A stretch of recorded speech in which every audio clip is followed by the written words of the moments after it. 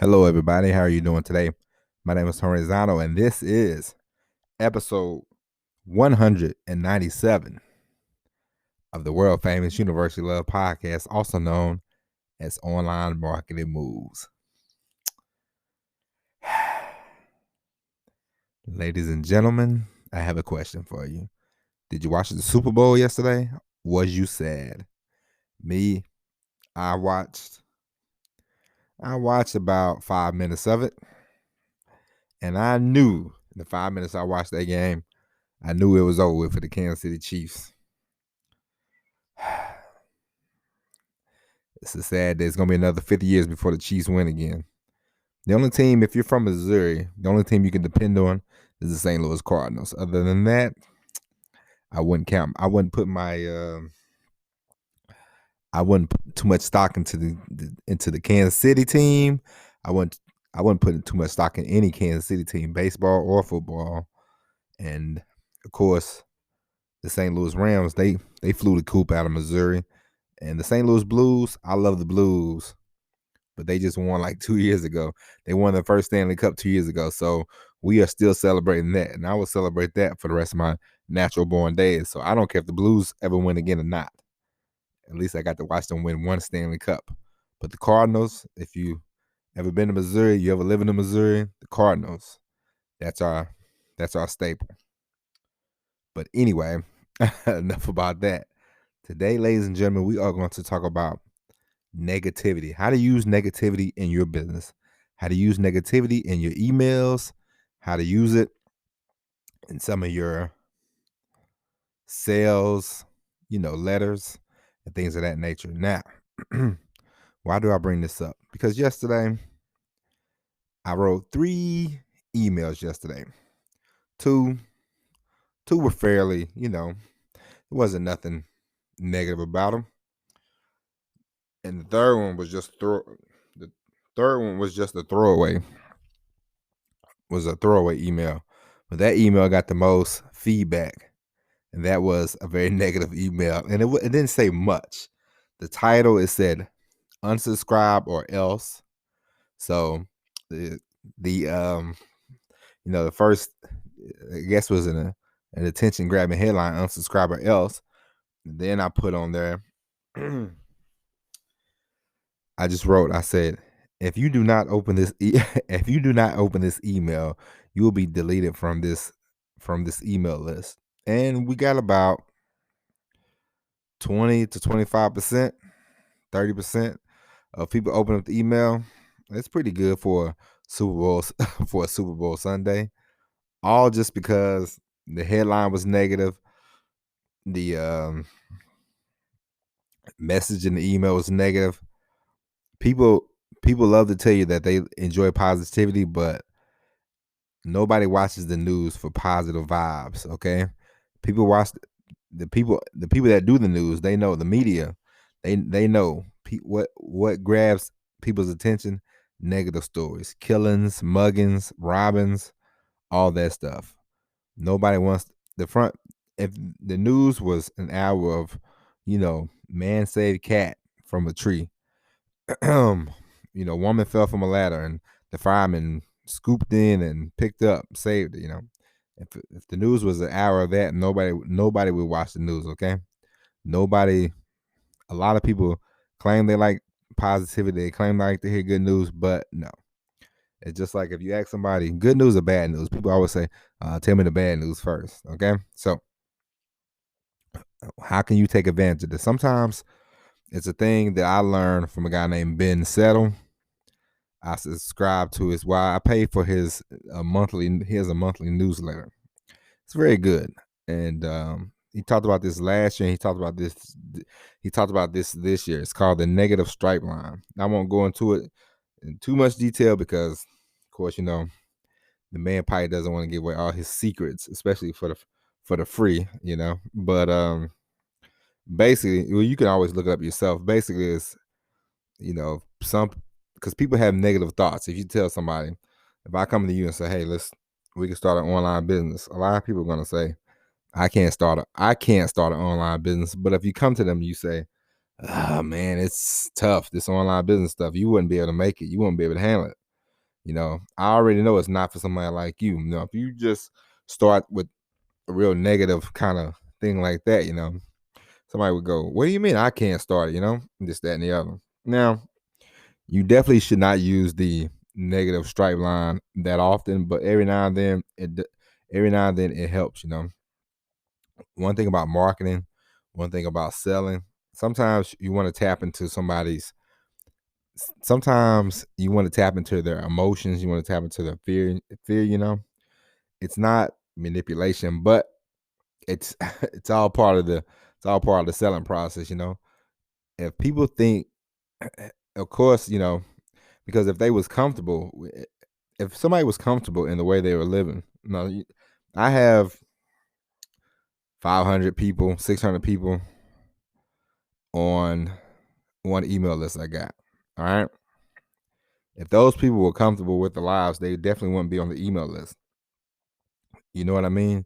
Because the email list is about making money online. The my email list is about different ways you can generate money online, different ways you can start a business online. That's my email list.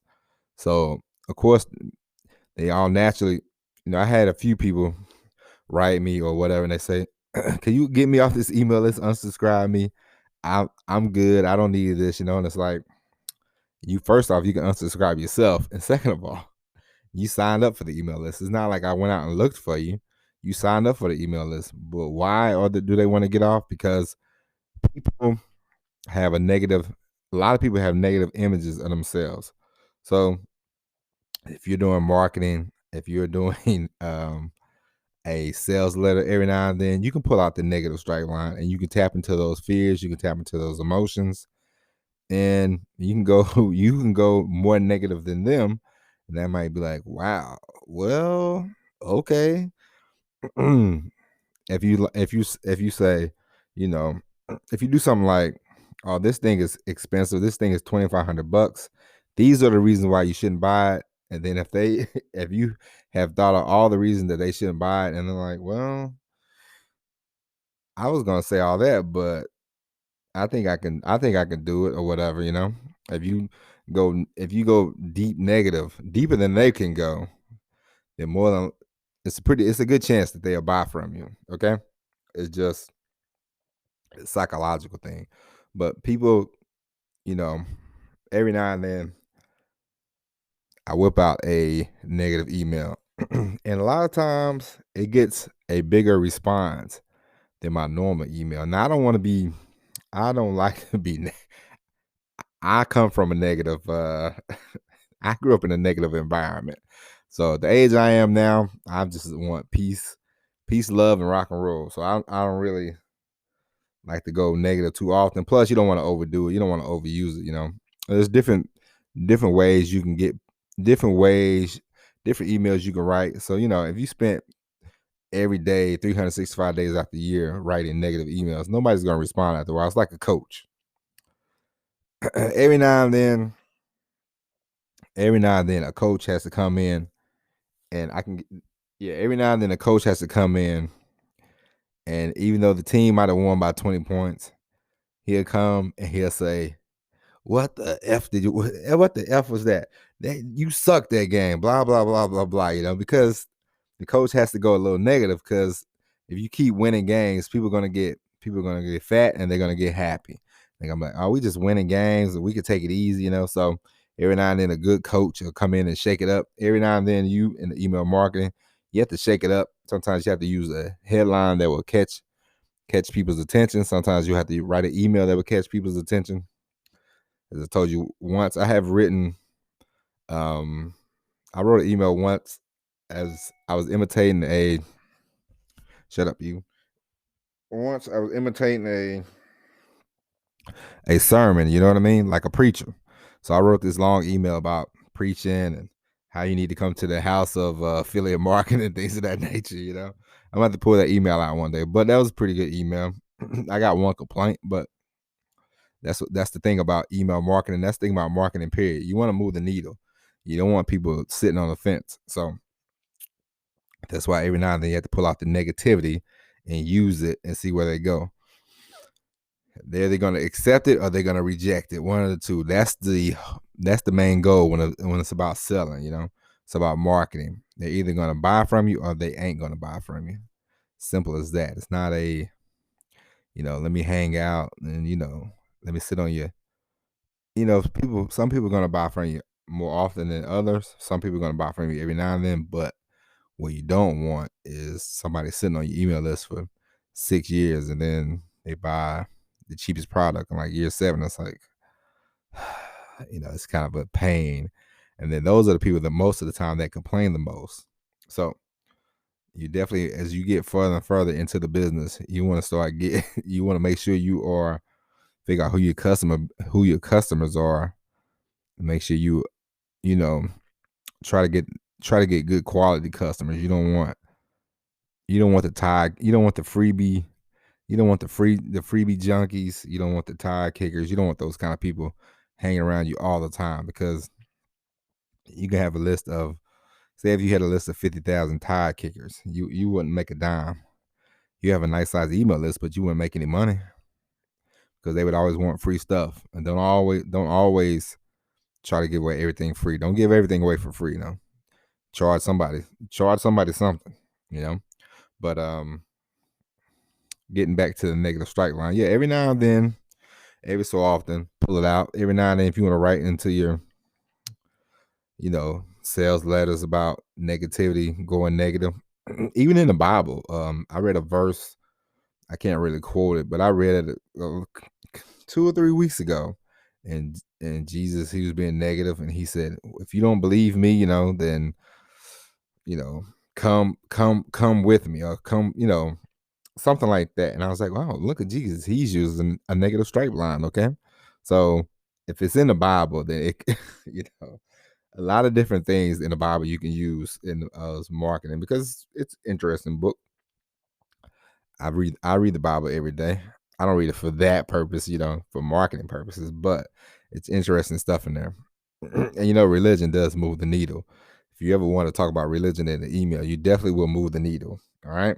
But anyway, yeah. So I just wanted to let you know about the negative strike line. Every now and then you have to pull out the negativity. Every now and then you have to shake things up. So that's what I want you to do in your sales letters. That's what I want you to do in your emails. That's what I want you to do in your Facebook posts. Don't always do the same milk toast, motivation, rah, rah, rah, 6 boom, bye. Don't always do the same thing that everybody else is doing. Shake things up, be different, be unique, be yourself. Keep striving, keep going, and things will happen for you. All right. With that being said, my name is Tony Zano. Hope you enjoyed this podcast. And remember, if you're gonna do the negative strike line, go all the way negative. Look it up, check it out. I've seen a couple things on Google. If you're gonna go negative, go deep negative.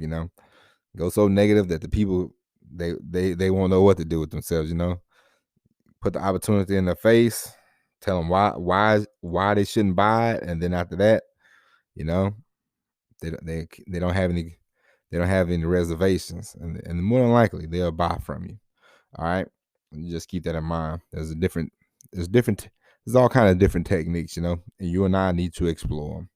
But with that being said, we will be back tomorrow with another hard-hitting episode of Online Marketing Moves. But until then, my name is Tony Zano. Thank you for listening, and enjoy the rest of your day. And as always, everybody, peace.